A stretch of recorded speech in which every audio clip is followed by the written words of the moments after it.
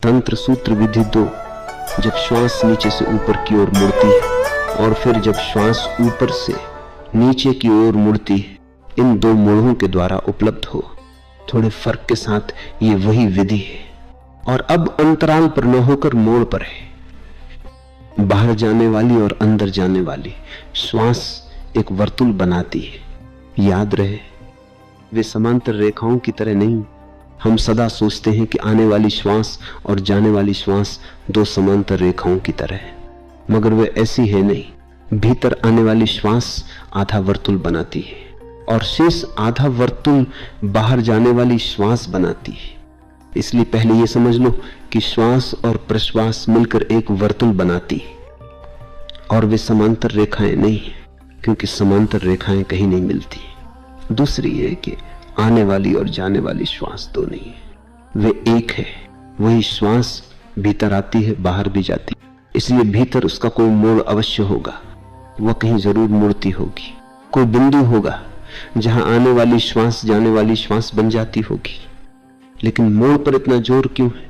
क्योंकि शिव कहते हैं जब श्वास नीचे से ऊपर की ओर मुड़ती है और फिर जब श्वास ऊपर से नीचे की ओर मुड़ती है, इन दो मोड़ों के द्वारा उपलब्ध हो। बहुत सरल है, लेकिन शिव कहते हैं कि मोड़ों को प्राप्त कर लो और आत्मा को उपलब्ध हो जाओगे। लेकिन मोड़ क्यों? अगर तुम कार चलाना जानते हो तो तुम्हें गियर का पता होगा। हर गियर बदलते हो तो तुम्हें न्यूट्रल गियर से गुजरना पड़ता है, जो कि गियर बिल्कुल नहीं है। तुम पहले गियर से दूसरे गियर में जाते हो और दूसरे से तीसरे गियर में, लेकिन सदा तुम्हें न्यूट्रल गियर से होकर जाना पड़ता है। वह न्यूट्रल गियर घुमाव का बिंदु है, मोड़ है। उस मोड़ पर पहला गियर दूसरा गियर बन जाता है और दूसरा तीसरा बन जाता है। वैसे ही जब तुम्हारी श्वास भीतर जाती है और घूमने लगती है तो उस वक्त वह न्यूट्रल गियर में होती है, नहीं तो वह नहीं घूम सकती। उसे तटस्थ क्षेत्र से गुजरना पड़ता है। उस तटस्थ क्षेत्र में तुम न तो शरीर हो और न मन ही हो, न शारीरिक हो न मानसिक हो, क्योंकि शरीर तुम्हारे अस्तित्व का एक गियर है और मन उसका दूसरा गियर है। तुम एक गियर से दूसरे गियर में गति करते हो, इसलिए तुम्हें एक न्यूट्रल गियर की जरूरत है जो न शरीर हो और न मन हो।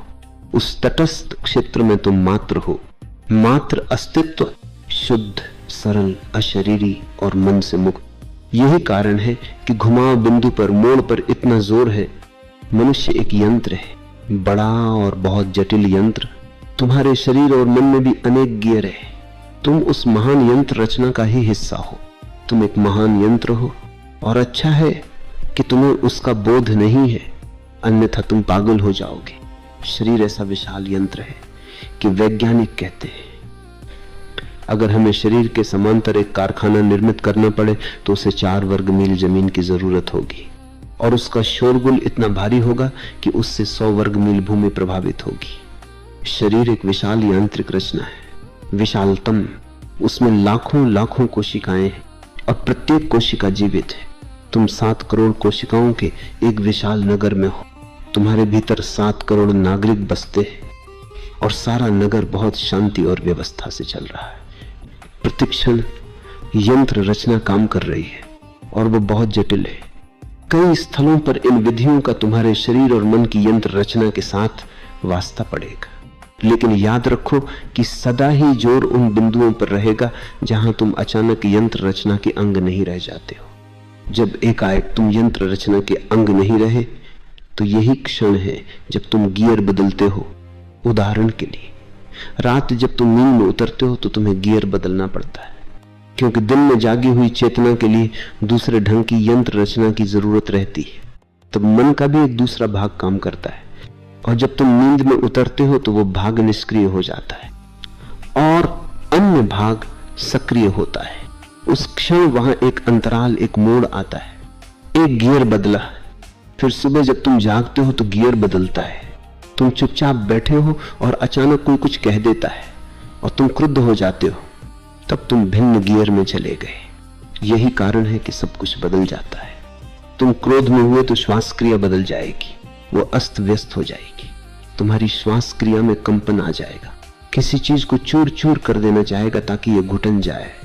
शरीर में और ही तरह का रस द्रव्य सक्रिय होगा, पूरी ग्रंथि व्यवस्था ही बदल जाएगी।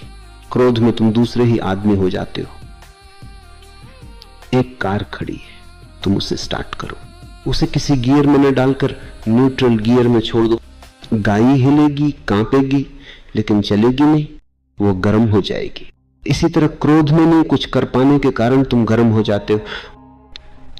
यंत्र रचना तो कुछ करने के लिए सक्रिय है और तुम उसे कुछ करने नहीं देते, तो उसका गर्म हो जाना स्वाभाविक है। तुम एक यंत्र रचना हो, लेकिन मात्र यंत्र रचना नहीं हो, उससे कुछ अधिक हो। उस अधिक को खोजना है। जब तुम गियर बदलते हो तो भीतर सब कुछ बदल जाता है। जब तुम गियर बदलते हो तो एक मोड़ आता है। शिव कहते हैं, जब श्वास नीचे से ऊपर की ओर मुड़ती है और फिर जब श्वास ऊपर से नीचे की ओर मुड़ती है, इन दो मोड़ों के द्वारा उपलब्ध हो जाओ। मोड़ पर सावधान हो जाओ, सजग हो जाओ। लेकिन ये मोड़ बहुत सूक्ष्म है और उसके लिए बहुत सूक्ष्म निरीक्षण की जरूरत पड़ेगी। हमारी निरीक्षण की क्षमता नहीं के बराबर है, हम कुछ देख ही नहीं सकते। अगर मैं तुम्हें कहूं कि इस फूल को देखो, इस फूल को जो तुम्हें मैं देता हूं, तो तुम उसे नहीं देख पाओगे। एक क्षण को तुम उसे देखोगे और फिर किसी और चीज के संबंध में सोचने लगोगे। वह सोचना फूल के विषय में हो सकता है, लेकिन वो फूल नहीं हो सकता। तुम फूल के बारे में सोच सकते हो कि देखो वह कितना सुंदर है, लेकिन तब तुम फूल से दूर हट गए। अब फूल तुम्हारे निरीक्षण क्षेत्र में नहीं रहा, क्षेत्र बदल गया। तुम कहोगे कि यह लाल है, नीला है, लेकिन तुम उस फूल से दूर चले गए। निरीक्षण का अर्थ होता है किसी शब्द या शाब्दिकता के साथ, भीतर की बदलाहट के साथ न रहकर मात्र फूल के साथ रहना। अगर तुम फूल के साथ ऐसे 3 मिनट रह जाओ जिसमें मन कोई गति न करे, तो श्रेयस घट जाएगा, तुम उपलब्ध हो जाओगे। लेकिन हम निरीक्षण बिल्कुल नहीं जानते, हम सावधान नहीं हैं, सतर्क नहीं हैं, हम किसी भी चीज को अपना अवधान नहीं दे पाते। हम तो यहां वहां उछलते रहते हैं। वो हमारी वंशगत विरासत है, बंदर वंश की विरासत। बंदर के मन से ही मनुष्य का मन विकसित हुआ है। बंदर शांत नहीं बैठ सकता, इसीलिए बुद्ध बिना हलन चलन के बैठने पर, मात्र बैठने पर इतना जोर देते हैं, क्योंकि तब बंदर मन का अपनी राह चलना बंद हो जाता है। जापान में एक खास तरह का ध्यान चलता है। जैन शब्द का जापानी में अर्थ होता है मात्र बैठना और कुछ भी नहीं करना, कुछ भी हलचल नहीं करनी, मूर्ति की तरह वर्षों बैठे रहना है, मृतवत, अचल। लेकिन मूर्ति की तरह वर्षों बैठने की जरूरत क्या है? अगर तुम अपने श्वास के घुमाव को अचल मन से देख सको तो तुम प्रवेश पा जाओगे, तुम स्वयं में प्रवेश पा जाओगे, अंतर के भी पार प्रवेश पा जाओगे। लेकिन ये मोड़ इतने महत्वपूर्ण क्यों है? वे महत्वपूर्ण है क्योंकि मोड़ पर दूसरी दिशा में घूमने के लिए श्वास तुम्हें छोड़ देती है। जब वो भीतर आ रही थी तो तुम्हारे साथ थी, फिर जब वो बाहर जाएगी तो तुम्हारे साथ होगी, लेकिन घुमाव बिंदु पर न वह तुम्हारे साथ है और न तुम उसके साथ हो। उस क्षण में श्वास तुमसे भिन्न है और तुम उससे भिन्न हो। अगर श्वास क्रिया ही जीवन है तो तब तुम मृत हो। अगर श्वास क्रिया तुम्हारा मन है तो उस क्षण तुम अमन हो, तुम्हें पता हो या न हो। अगर तुम अपनी श्वास को ठहरा दो तो मन अचानक ठहर जाता है। अगर तुम अपनी श्वास को ठहरा दो तो तुम्हारा मन अभी और अचानक ठहर जाएगा। मन चल नहीं सकता, श्वास का अचानक ठहरना मन को ठहरा देता है। क्यों? क्योंकि वे पृथक हो जाते। केवल चलती हुई श्वास मन से, शरीर से जुड़ी होती है, अचल श्वास अलग हो जाती है। और जब तुम न्यूट्रल गियर में होते हो, कार चालू है, ऊर्जा भाग रही है, कार शोर मचा रही है, वो आगे जाने को तैयार है, लेकिन वो गियर में ही नहीं है। इसलिए कार का शरीर और कार की यंत्र रचना दोनों अलग अलग है।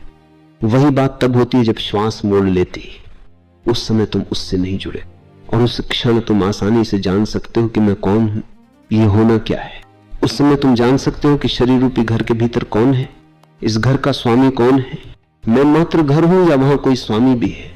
मैं मात्र यंत्र रचना हूं या उसके परे भी कुछ है? और शिव कहते हैं कि उस घुमाव बिंदु पर उपलब्ध हो। वे कहते हैं उस मोड़ के प्रति बोधपूर्ण हो जाओ और तुम आत्म उपलब्ध हो।